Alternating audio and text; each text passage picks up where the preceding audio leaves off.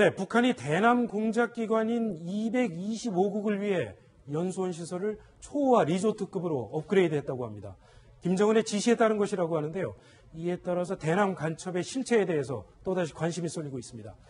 안 소장님, 일단 225국이 어떤 조직인지 먼저 설명을 좀 해주시죠. 네, 225국은 노동당 통일전선부, 현재 김영철 이 부위원장으로 있는데, 네. 그 산하의 대남 공작기관인데, 이것을 일명 이제 그 다른 이름으로는 사회문화교류국이다 이렇게 부르는 겁니다. 사회문화교류국. 네, 그건 위장 명칭이고, 그래가지고 이제 225국은 주로 한국에 간첩을 파견하고 네. 또 간첩을 또 월북시키고 이런 활동과 함께 뭐 과거 이제 그 이름이 좀 달랐습니다만 이한용을 암살한 것도 225국 전신인 사회문화부고 네. 뭐 그 외에 이제 남한에 또 지하 조직을 만들어 가지고 소위 북한의 친북 세력을 양성해 나가는 그런 이제 임무를 수행하는 아주 대남 통일전선부에서 가장 핵심적인 부서라고 볼 수 있습니다. 그렇군요. 말하자면 한국으로 내려오는 간첩이 대부분 이 225국에서 보내는 간첩이라고 보면 되겠군요. 그렇습니다. 여기 저희가 좀 정리를 해봤는데요. 요 마지막에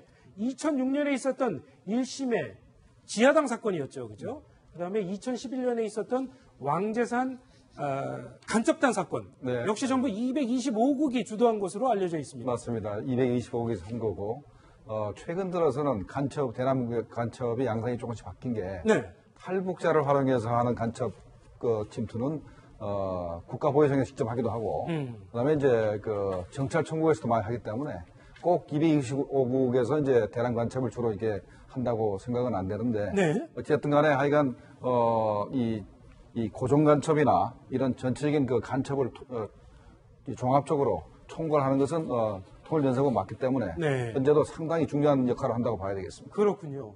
안 소장님, 이 225국을 위한 연수원이 있는 모양인데 이 연수원을 아주 초호화 리조트급으로 최근에 업그레이드를 했다. 근데 그게 김정은의 지시에 따른 거라고 합니다. 어떤 의미가 있는 걸로 봐야 됩니까? 네, 이번에 그 확대 개편에서 신축한 그런 이제 김정일 대남 연구관 이래가지고 그 전에 이제 남조선 혁명 사족관 뭐 이렇게 불렀는데 거기에는 이제 말하자면 김정일의 어떤 대남 사업에서의 실적 아마 뭐 최은희 뭐 신상옥을 납치해 간 것에서부터 뭐 이한용 암살까지 그것은 이제 북한 주민들은 들어갈 수 없는 시설이기 때문에 네. 그동안 북한이 김정일 시대에 이룩해 놓은 대남 공작 활동들을 다 아마 거기다가 전시해 놓았다는 측면에서 이게 상당히 뭔가 대남 공작에 대한 김정은의 뭔가 정책이 구현된 하나의 시설이다 이렇게 볼 수가 있고 네. 이것을 이제 김정일이 김일성 종합대학을 다니던 1962년에 약 2달간 가서 군사훈련을 받은 평양시 용성구역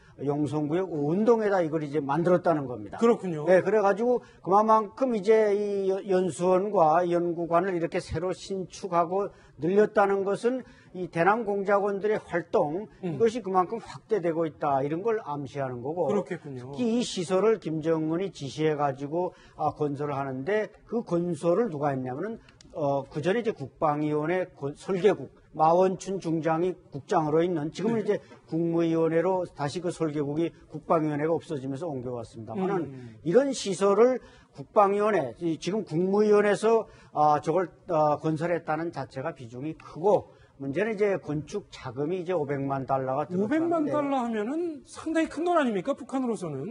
우리나라 돈으로는 뭐 한국 돈으로 이제 52억이니까 뭐 네. 강남에 조그만 빌딩밖에 안 되지만 네. 북한에서 500만 달러면은 어마어마하게 큰 돈입니다. 네. 왜냐하면 1달러가 이제 북한 돈으로 8,300원이니까. 그렇죠. 그래 저런 막대한 돈을 들여서 건축했다는데 김정은의 어떤 대남관이 드러나고 있는 거죠. 네. 네, 북한에서 각 부서별로 돈을 벌어야 됩니다. 그러니까 통일전선부가 대남 공작하려면 통일전선부 산하에 있는 무역회사에서 돈을 벌어가지고 네. 그 돈에서 대남 공작을 해야 되거든요. 그래서 500만 불을 벌기 위해서 통전부 산하에 있는 그 무역회사, 그 다음에 250, 산하에 있는 225국 산하에 있는 무역회사가 돈을 벌어서 다른 사업을 하는데 네. 그런 사업을 다 그냥 편개치고 일단은 되게 중요하니까 김정은의 직접 지시사항이니까 저걸 이제 우선적으로 한다 해서 500만 불을 각출해서 일단 만들었습니다. 예. 그다음에 이 그 건물 자체가 뭐 호화 리조트급이라고 그러지 않습니까? 이거는 굉장히 재밌는 겁니다. 그러니까 대한민국에 있는 사람을 포섭해서 북한에 보낼 거 아닙니까? 네. 간첩 활동하라고 이제 포섭해서 보냅니다. 그렇겠죠. 그러면 우리가 어떻게 생각합니까? 북한은 굉장히 가난하고 못 살고 그 체제가 붕괴된다고 생각할 거 아니겠어요? 네. 그럼 대한항공작원한테 이렇게 어리어리하게 멋있는 리조트 그 수준의 그 공작 기관을 보여주면서 그렇게 야 우리가 아직 이 정도 힘 있다. 네가 앞으로 조국 통일을 위해서 네가 헌신만 하면 앞으로 호요석이 만들어 줄 수가 있고 네. 그리고 북한이 훨씬 더 강력하기 때문에 우리한테 충성하라. 이런 충성심을 이렇게 북돋기 위해서 이렇게 만들어 놓은 것 같습니다. 박소연 차장, 그런데 이 미국이 북한의 돈줄을 상당히 오랫동안 죄해왔고요. 북한이 상당히 달러 기근 현상을 겪고 있는 걸로 알려져 있는데 이런 큰 돈을 들일 정도로 여유가 있는 모양이죠. 여유가 없죠. 여유는 네. 없지만 없으면 만들어야죠. 아까 말씀하신 것처럼 통일전선부 산하에 각 무역회사들이 있습니다. 네. 이 무역회사들이 석탄도 몰래 팔고 그다음에 밀수도 하고 뭐 여러 가지 활동을 해서 어떻게든지 돈을 마련해서 그 상납금을 무조건 채워야 되는 거죠. 네. 어떤 형태로든. 그러다 보니까 무조건 무리를 해서 그렇게 해서 뭐 마약도 팔고 해서 그렇게 무리를 해서 돈을 상납을 하면 이 돈을 모아서 저렇게 무려 500만 달러를 이렇게 상납을 하게 되는 거죠. 그렇군요. 안 소장님, 최근에 그 제2북한 임지연 씨 역시 북한의 225국이 처음에 접촉을 한 것 같다. 이런 추측도 나오고 있는데 얼마나 신빙성 있는 얘기일까요? 글쎄, 그 어느 정도 급이냐, 그 퀄리티가, 임지연 씨의 퀄리티가 어느 정도냐, 뭐 그들이 얼마나 활용했냐는 이제 또 나중에 또 밝혀지고 수사를 통해 밝혀지겠지만, 네.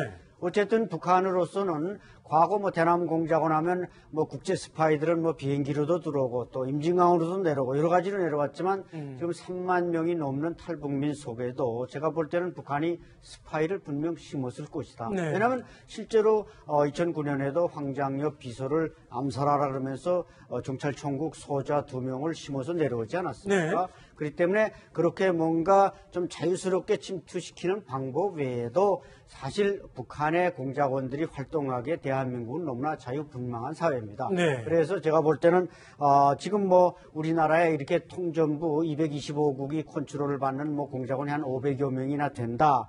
이런 설이 있고 네. 또 황장엽 선생님은 한 5만 명이 된다. 이렇게까지 말씀하신 적이 있는데 네. 어쨌든 북한이 포섭할 수 있고 움직일 수 있고 심지어는 뭐 김동식 그 북한의 정치국 후보인 이선실을 북한으로 데리고 간 김동식 공작원은 그 우리나라의 이렇게 그때 당시 야당 일부 인사들을 만나서 포섭하고 이랬지만 아무도 신고하지 않았다. 그래서 책 제목도 아무도 신고하지 않았다. 네. 이런 식으로 이제 책을 썼는데 이런 걸 보면 우리 사회가 이 간첩에 대한 경각심이 좀 무뎌 있는 건 사실입니다. 그렇군요. 물론 확실한 근거가 있는 얘기는 아니지만 이렇게 연수원을 상당한 돈을 들여서 재건축을 한 정도면 거기에서 양성이 된 간첩을 상당히 남한으로 내려보내고 있다. 이런 방증으로도 좀 볼 수 있겠군요. 이건 뭐 당연하죠. 네. 그러니까 뭐 개눈에 뭐만 보인다고 북한 체제가 존속하는 것은 남조선 혁명을 위해 존재하기 때문에 당연히 이제 관첩 내려 보내는데 네. 임지연 씨 같은 경우는 그 통일전선부 225국 산하라기보다는 예. 아마 국가 보위성 산하에서 아마 했을 가능성이 높다고 생각이 돼요. 왜냐하면 탈북자 자체를 보위성에서 관리를 하거든요. 네. 그래서 아마 그 임지연 씨 같은 경우는 이제 국가 보위성에서 담당한 것 같고, 그다음에 이제 우리나라에 대해서 주로 이제 공작을 주로 하는 부서는 정찰총국 산하가 아니면 통전부 산하인데, 네. 원래는 김정은이가 등장하면서 2012년 등장하면서 힘이 정찰 쪽으로 너무 쏠렸었어요. 네. 그래서 최근 들어서 너무 힘이 쏠리니까 그걸 일부 나눠서 다시 통전부 산하로 이렇게 힘을 다시 이제 이렇게 분배를 하는 그런 상황이었는데 네. 이렇게 새롭게 이렇게 건물이 새롭게 완공되고 했기 때문에 앞으로도 대남 공작은 아마 통전부 225국이 굉장히 큰 역할을 할 것 같아요. 그렇군요. 통전부 225국 화려하게 그 연수원을 재건축했다는 소식 알아봤습니다. 자, 다음으로 오늘 뉴스탑10 두 번째 소식은 사회입니다.